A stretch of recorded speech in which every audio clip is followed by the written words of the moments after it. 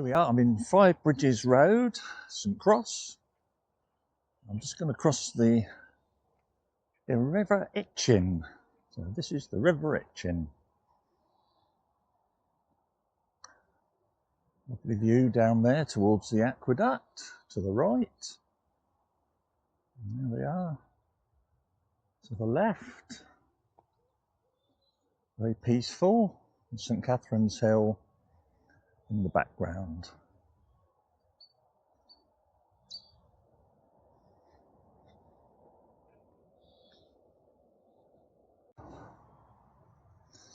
We go off the track.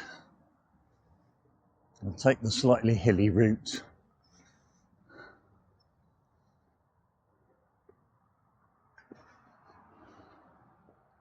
Right by the motorway. It's a bit noisy.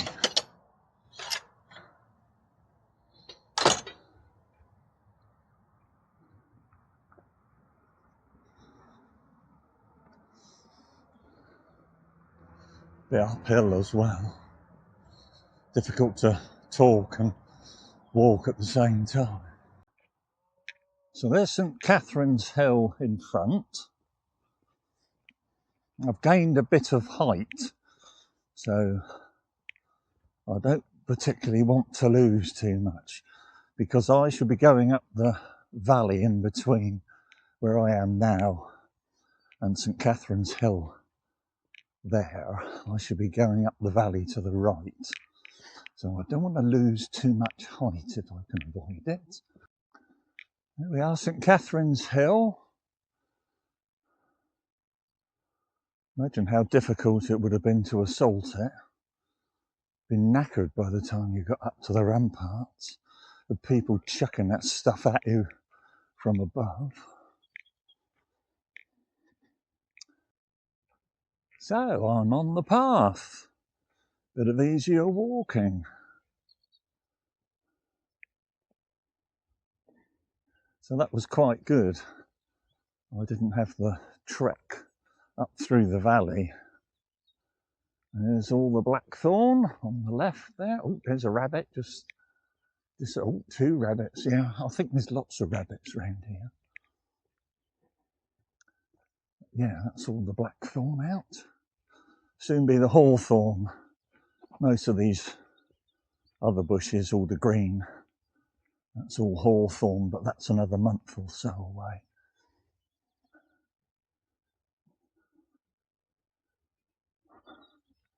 Used to be the old saying my mum used to say, "May cast a clout till May is out." And then we always used to have a debate, was it May the month? Or is it May the flower? Because hawthorn is known as May. It's May blossom. So hawthorn has always been called May. And in the olden days, they used to go out on May Day, the 1st, and gather in sprigs of hawthorn. And that was known as gathering in the May. So it is May. And the clout is your winter woolies. So may cast a clout till May is out.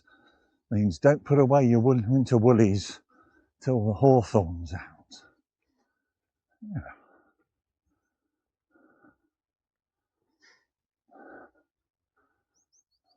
It's really warm today. They say it's going to be the warmest day of the year. I think it will be.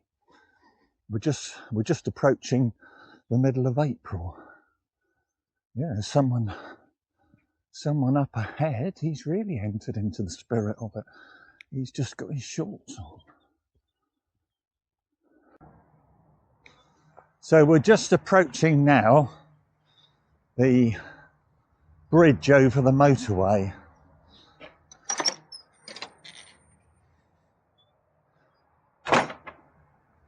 So the noise will increase dramatically now.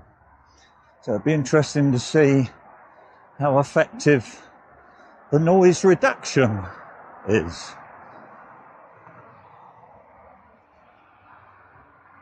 So this was what all the controversy was in the 80s and early 90s when they cut the cutting through Twyford Down, split it into two.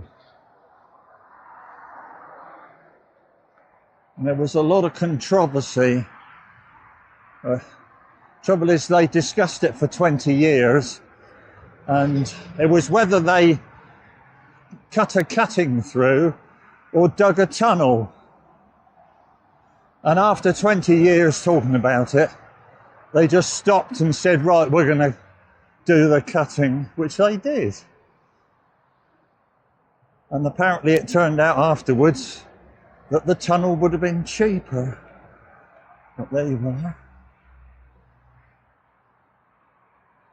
So it was a bit of a nightmare. I was working on golf courses in more, well, that way, up more Middle and North Hampshire. I was building golf courses.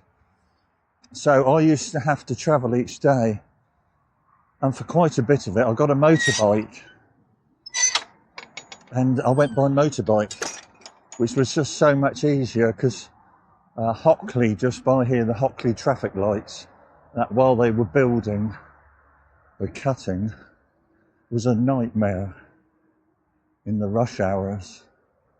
So, yeah, so I went on my motorbike and I used to glide past. I'm just going to show you here, because what they did do, when they dug the cutting and all that was done, so of course they reinstated, and on the St Catherine's Hill side, because the old road used to go by St Catherine's Hill, that's all filled in and all returned to nature. Now it's just a pathway through there, and so they planted, they sowed it with wildflower mix, and as a result of that, you have all sorts of wildflowers. You've got all these cowslips, you see. And of course, there's just masses all around here. There's a bee on that one, if you can see that. He's having a look.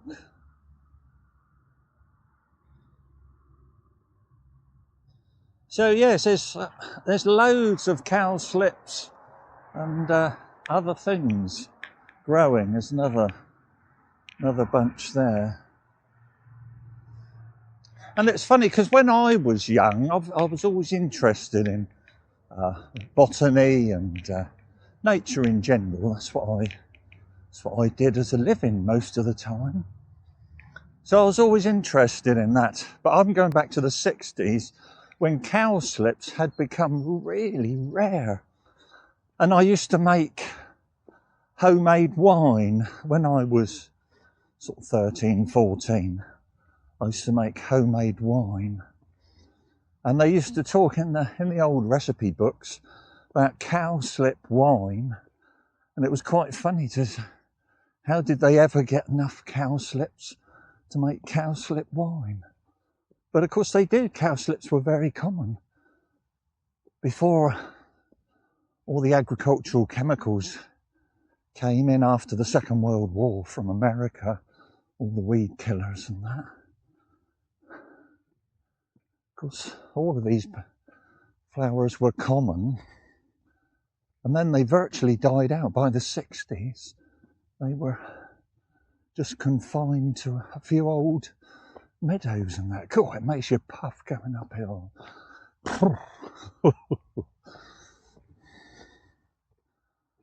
I can remember I used to do a lot of walking in Scotland in the 1980s and 70s.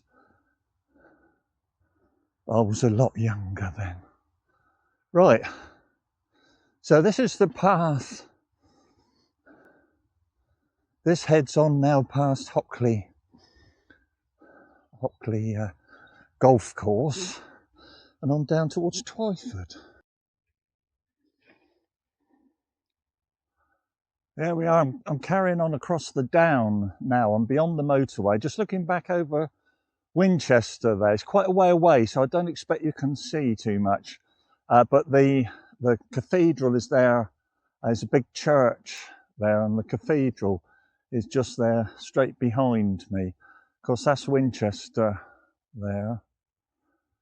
And this is the path now, heads sort of towards Twyford. And this is Hockley Golf Course, just coming up onto my right. When they built the motorway, the M3 through in the late 80s, early 90s, and they cut through the down, and Hockley lost a little bit of its ground. I think they did all right financially out of it, but they did lose a bit of their ground. But we're just approaching that now. This route I'm on, it's called the Old Way. Through Hampshire, it's called the Harrow Way, and it's been around for a long, long time. In fact, nobody really knows how old it is, but it's been around for a very long time, and it goes from Kent, the coast at Kent, all the way through here. It goes by Stonehenge, and it follows the high ground, because it goes back probably thousands of years, and it was really the main route in that through southern England if you're coming from the continent. And obviously people did move about even in those days. There we are, we're just going by one of the greens there of Hockley Golf Course. I just waited for a plane to go. It was a great big plane just went over. Oh, there's a brimstone butterfly there. That's nice.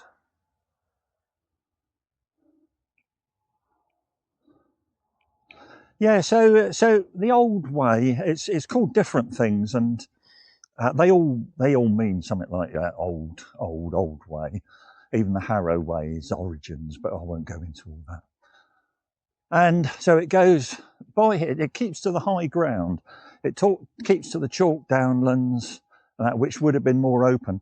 Down in the valleys, that would have been all wooded, and of course it would have been full of wolves and whatever else was roaming, the bears. I don't know, but I know there was lots of wolves, wild boar, and so the down in the valleys, people would have kept away from that and travelling. So that's why this the Old Way. So it comes through here from Kent all the way through to here. It goes down at Winchester there by Old Winchester Hill, and there's a ford, because that's the valley of the River Itchen, and there's a ford down there, and that's the origins of Winchester, because the ford was there. So the people had to descend down across the water meadows, cross at the ford, and local people around cottoned on that people had to go by there, so they had a bit of money to be made, or whatever, a bit of trading to go on. So a little community grew up at the ford. And what happens is now you go down to Winchester, the bottom of High Street, you've got a bridge over, because that's where you cross the River Itchen. The River Itchen was split into a few places there, going through the water meadows. But that's where the ford was. So a little community grew up there, and that was the origins of what is now the city of Winchester.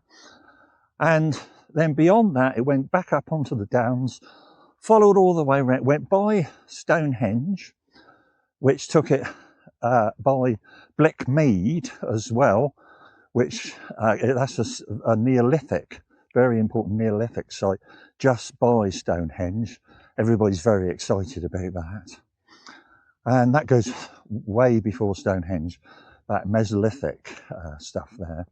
So it goes by that all the way down to Seaton. It reaches the coast down in Devon, Seaton. I think Seaton's in Devon. And so that was it. So it was a route, and it would have been used along its way for people moving animals, whatever reason people had to move about in ancient times, and then all the way through into the medieval period.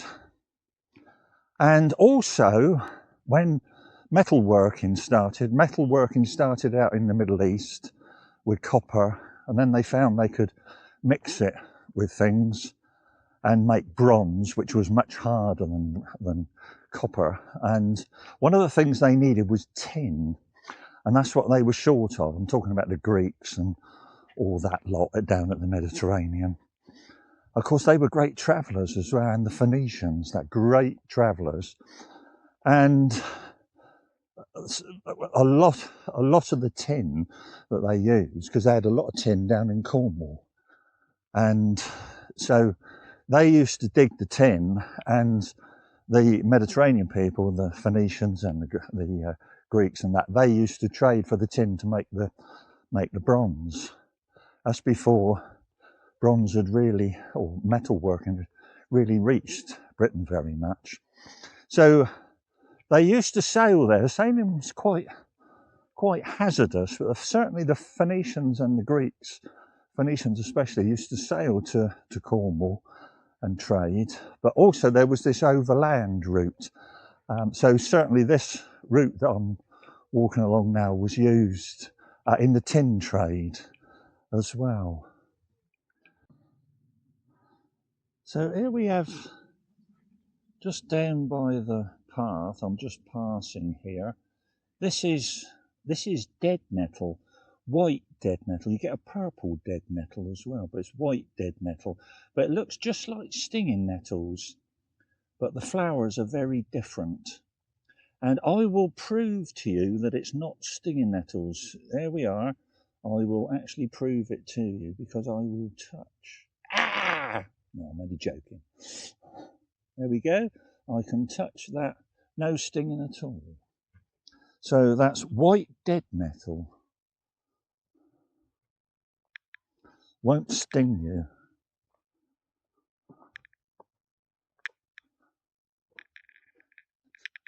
Unfortunately, it does often grow near proper stinging nettles. It's a different family to stinging nettles, different species entirely. There's lots of brimstones out this morning, brimstone butterflies. It's nice. Of course, it is the time of year you'd expect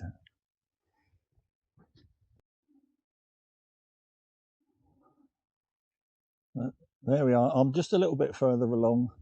That is stinging nettle. I'm not touching that. Okay, that is stinging nettle. As I say, it does grow. There's dead nettle is growing there, and here's stinging nettle. See, they grow in the same places. See how easy, that's dead nettle, that's stinging nettle. See how easy it is to confuse them.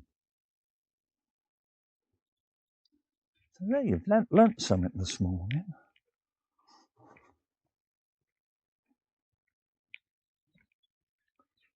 I got very excited the other day. I looked up my channel, which I've just started recently. It's called Walk Hampshire, my YouTube channel, and I doubled my followers. Yeah, I've got 2 now, so I got really excited. I love these routes like this, these ancient routes, because this was old, probably thousands of years old. There's all the blackthorn. I'll just interrupt myself. Blackthorn's just out. In fact, that's beautiful just there. It's all out. In fact, it is going over a bit in places. I suppose this is a little bit higher, a little bit more open. So but that is, wow. That is amazing. Yeah, I like these old routes because you don't get that many people walking them. I mean, it's a beautiful day now. It's supposed to be the hottest day of the year so far. Don't get too many people, so you're sort of on your own. And I just do love these old routes that they never got integrated into the modern road system. I'm just wondering where that one goes. Actually say.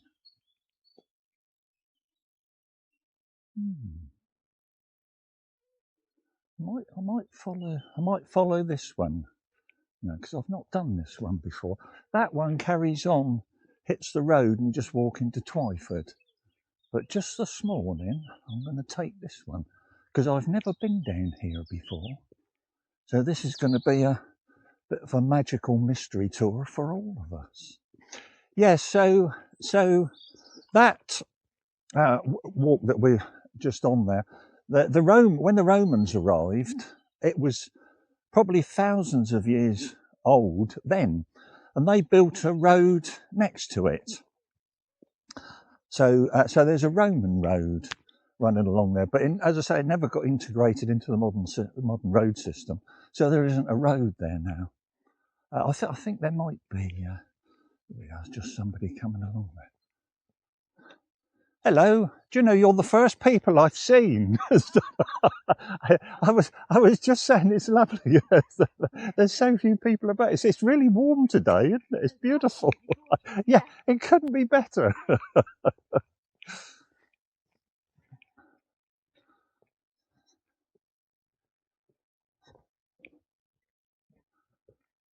Well, they've obviously come from somewhere. This is obviously just the other side of Hockley Golf Course. Don't know what I was talking about now. I'll get easily distracted. Oh, we were talking about the Romans. Yeah, the Romans arrived, and so they saw the road. So they built a proper road, one of their roads, and that's you're walking somewhere where for centuries or thousands of years pilgrims have walked. In the Middle Ages, you had people moving animals about, moving sheep about, pigs, whatever. And of course, people would have been on their own a lot of the time. A shepherd, perhaps a couple of them, I don't know, perhaps I'm just being fanciful. But I just imagine it'd be a shepherd, perhaps a boy, his son or something would be with him to help him out. I don't think they particularly had a lot of dogs in medieval time. Collies only really came in Victorian times. But the old English sheepdog, I suppose they'd have them, they'd just plod along. And those people, interesting life, because they would have just been out travelling, slept rough, and just moving along with their flocks. Pilgrims, the same, stopping in a little village at an inn. In fact, I always think that if you read the Canterbury Tales, Chaucer, I think a lot of it was, as well as the pilgrimage, going to wherever they were going to see the bones of goodness knows who. I think a lot of it was the evening revelries in the pub, from what I sort of gather, telling quite bawdy stories at times. So I think it was a bit like the annual holiday. People went off on pilgrimage.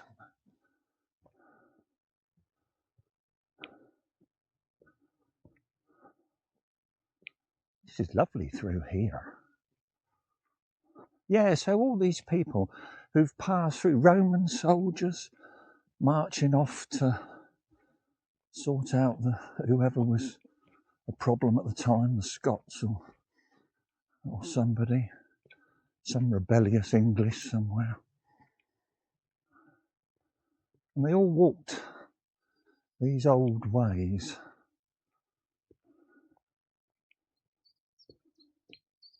I'll just shut up for a few seconds and you can get some of the idea of what it's like without me waffling on.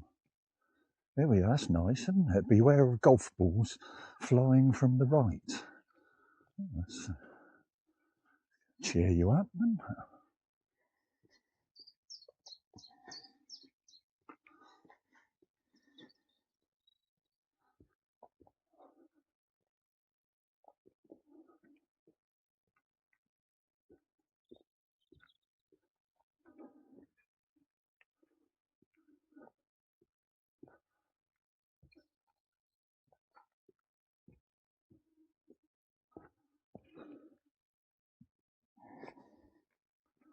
Yeah, that was a bit of a mindfulness moment for you. It's so difficult to say that.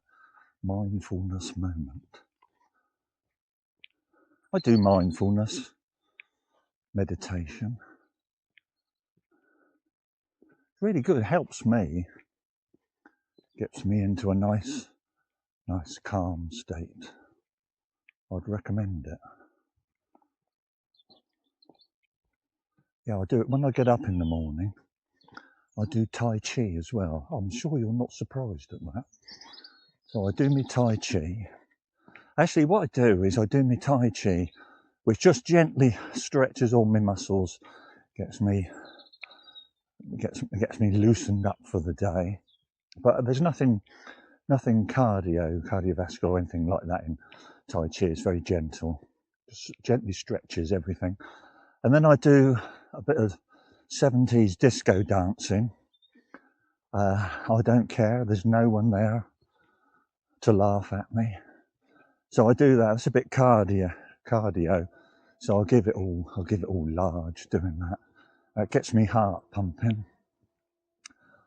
And once I've done that, I do 15-20 minutes of mindfulness.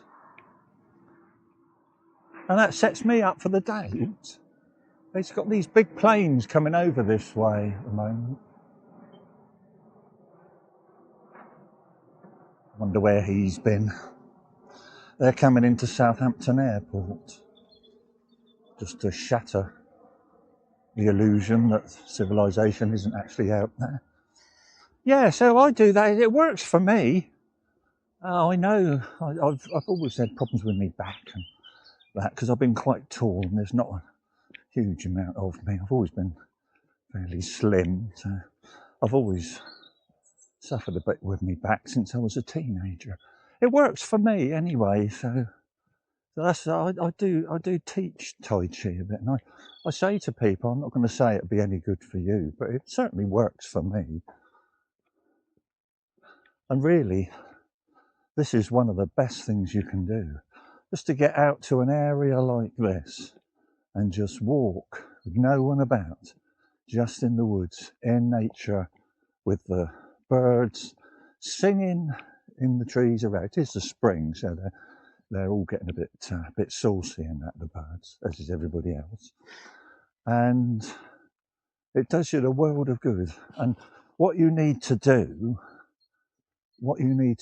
is to just live in this moment. That's what mindfulness is about. Because the trouble is, what we do, we're thinking all the time, because our brains, they're monkey brains and that. They're like demented 2-year-olds and that. They're throwing things all the time at you, what you should have been doing last week and you didn't, and you might have upset someone last week, and what you've got to be doing this next week coming, and all the things you've got to worry about. There's Trump invading Iran and all things kicking off, all of that. And what you've got to do is just come down from that.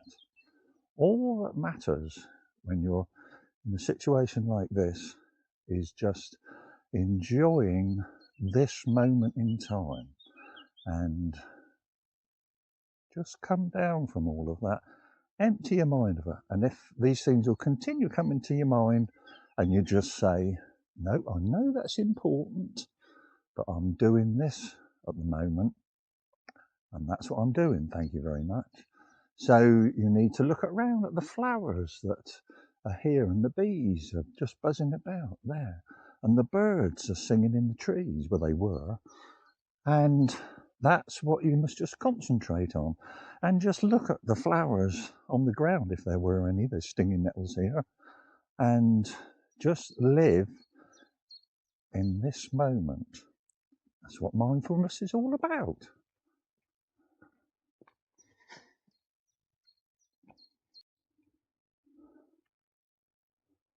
There we are. I'm just going by in the hedgerow there. There's Old Man's Beard, they call that. It's a clematis. It's a wild clematis. Grows a lot in hedgerows like this. It's all along here.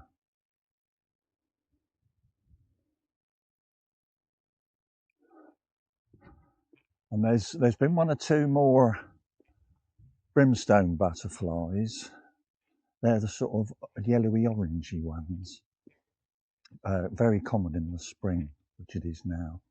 But also just now there was a speckled wood, but he flew away before I could get anything. This camera isn't really any good for that. It's for big wide vistas and that. Oh, there's a white as well, cabbage white. There's a brimstone there. But yeah, when you're in areas like this, in the little speckly bits on the ground, you'll often find these are brown butterflies, speckly, lots of covered in speckles and that on his wings, and that's a speckled wood. There's a lizard just going through the.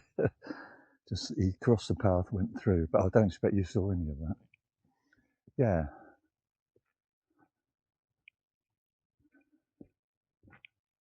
But obviously, now that I've told you about it, I'm not going to see any. We are very lucky that somebody has to keep this track open, because it would very quickly disappear. It would very quickly grow over and disappear. So somebody has to keep this open, and they're doing a blooming good job. We're very lucky to have these walks that we can do. Hampshire is particularly good at it. I've walked in Dorset, and I was trying to follow a route, and you couldn't, because it had just disappeared. And we were supposed to go into what would have been a bit of woodland like this, and it had. Oh, I'll have to stop this. Helicopter or something going over. Yeah, helicopter. That's just ruined the moment. Yes, so we're very lucky because, as I say, Dorset, and we couldn't find it. And I was talking to someone. In fact, I ended up in someone's back garden. It was a big back garden, mind you. And I said, "Oh, I'm sorry," as I came across him having a cup of tea at his table when we came round the corner. And I said, "I'm trying to follow this route," and he said, he said it's hopeless. It's all disappeared. And he said, "Oh, they just don't maintain them." I'm sorry if you live in Dorset and I'm talking a load of nonsense and that. It might have just have been where I was, but certainly in Hampshire, I walk a lot along tracks like this, and I am always impressed by the fact that they are kept navigable. It's a good word. Now I'm just approaching, this is the Twyford Road, but I'm not quite sure where I am on it. So I'm just going to have to have a look, see if there's a route going forward across it. But this is the Twyford Road. Twyford's down to the left there, and Winchester is to the right. So I'm going to just check out. I haven't got a map with me, but I've got my phone. If you think I'm an old, if you think I'm an old son of the soil who just automatically knows where he is, that's not actually true. I've got a mobile phone on me with an app which tells me where I am and where the routes are. So I'm just going to have a look at that. So I've just crossed Twyford Road. You've got Church Lane here, which says leading to the parish church. There's a footpath here. I'm actually just going down to the river. I'm just going to follow the river along the Itchen. This is the Itchen Navigation. I just wanted to show you a bit of that. So we'll just go down this bit. It's just going to take us straight down to the river, I think.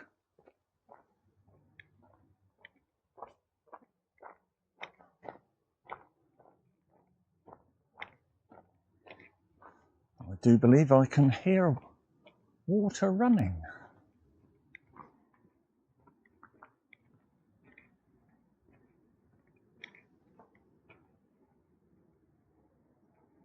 says visitor parking. Don't know what that is. Oh, just let the car go by.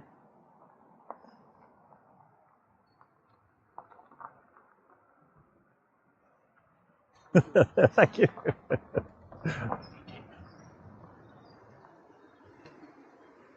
Oh, it's obviously an old mill of some sort. Quite dramatic. We've had a lot of rain this winter. The rivers are still really high, I've noticed, even though it's been dry for 2 or 3 weeks now. But yeah, there's been a lot of the water's really high on the rivers. Right, I'm not quite sure. I think this gate here looks as if possibly they don't like people going in there. So I shall carry on a bit.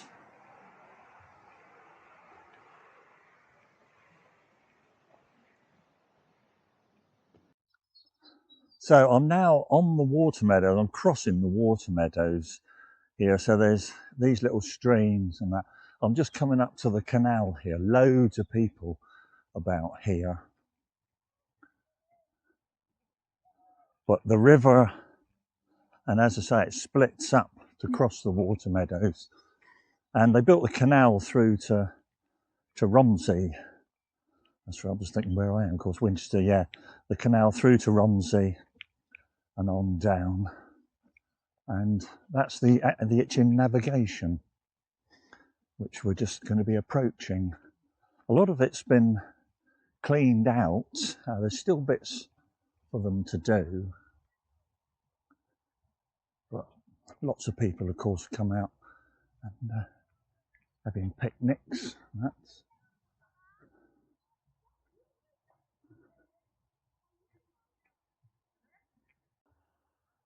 So this is the navigation. There's a couple of trees come down here. They're going to get really clogged up and dammed. They need to be cleared. Keep it all open. I have canoed bits of this. It's lovely. Yes, if you don't clear these bits out, of course, everything floating down the river gets caught up by it. And in the end, it's a big dam stopping the river or the canal. That's happened all along. So, and of course, that's what happens, and they get dammed up and clogged up, silted up, and that's the end of the canal. But yeah, they've cleared a lot of it from Winchester. I think it's all clear, and for a long way south. But as you get towards Romsey, there's big sections there which haven't been done.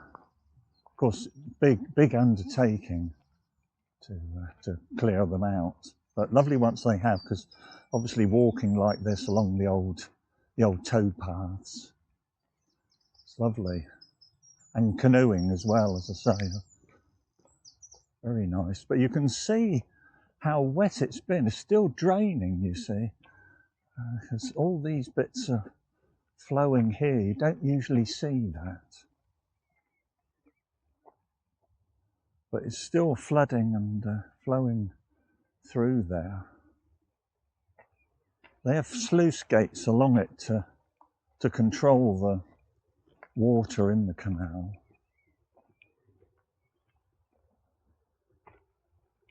And for it to flood. Hence why they're called it's called the floodplain. And these are the meadows that get flooded. Of course, in the summer, of course, they're really good drainage, really good grazing land. Once they've drained off from the winter.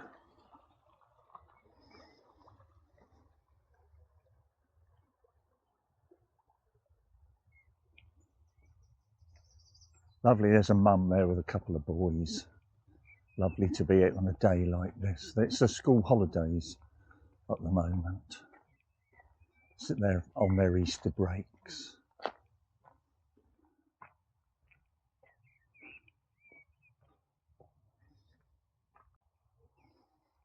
That's nice, there's some marsh marigolds there. Obviously from the name you guess they like really, really wet areas, so they grow well like that. And you've got along here flag irises. They're not out just at the moment, they'll be a while. But I think that's flag irises growing up there.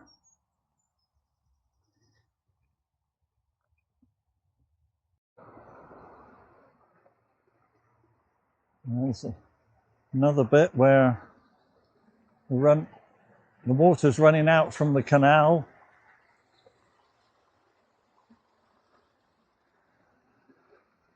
Off through the meadows.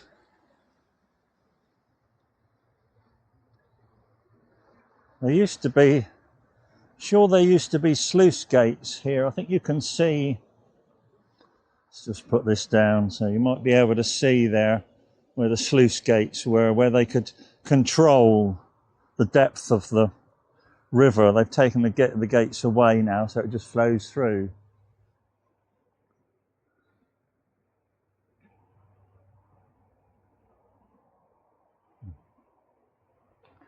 Hello.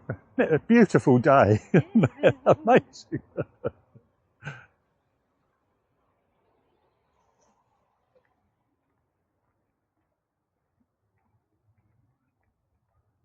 I could actually do with a bench just to have a little bit of a sit for a few minutes and contemplate life, rest me legs a little bit.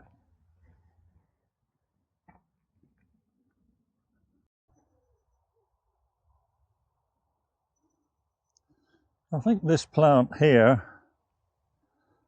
I think that's common comfrey, or a comfrey anyway. And that looks like that's going to have very pale white flowers. And there's another one here. He's got purple flowers. They do come in those different colours. And there you've got some daffodils, some narcissus.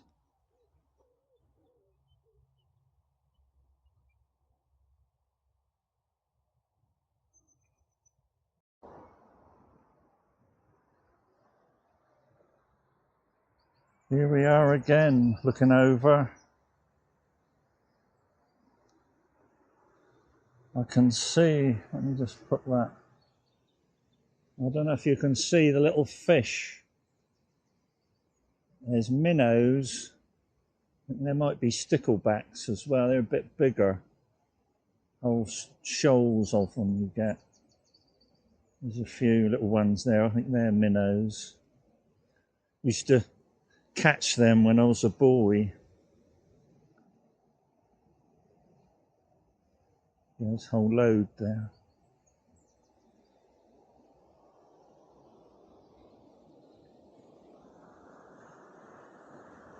There we are. The sluice gate is still in place here.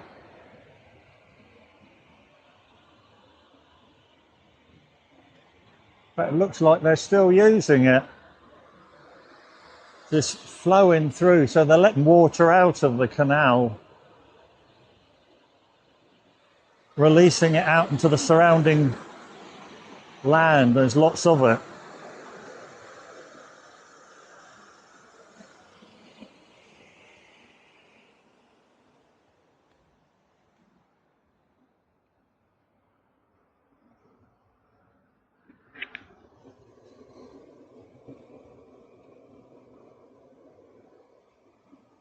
Here we are, doing its job.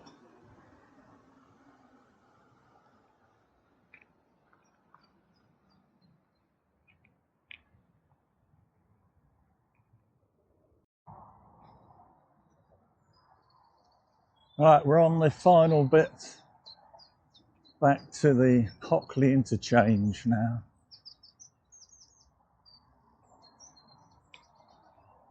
The only trouble as you come along the Itchen Navigation towards Winchester is the closer you get, the nearer you are to the motorway. You're running along by the motorway. So of course you get the constant drone from the motorway. which is what we've nearly reached now. It's a shame, just never ends, it's constant all the time, just never ends.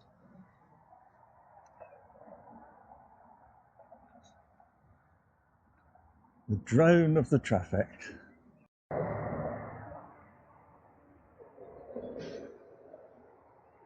So here we are, just going to pass under the motorway. All those people hurtling by above don't realise I'm just quietly going along below, minding my own business.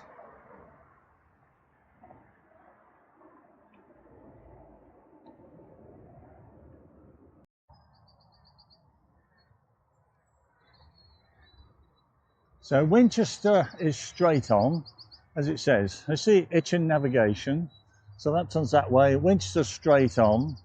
My car's parked just at the top here in Five Bridges Road.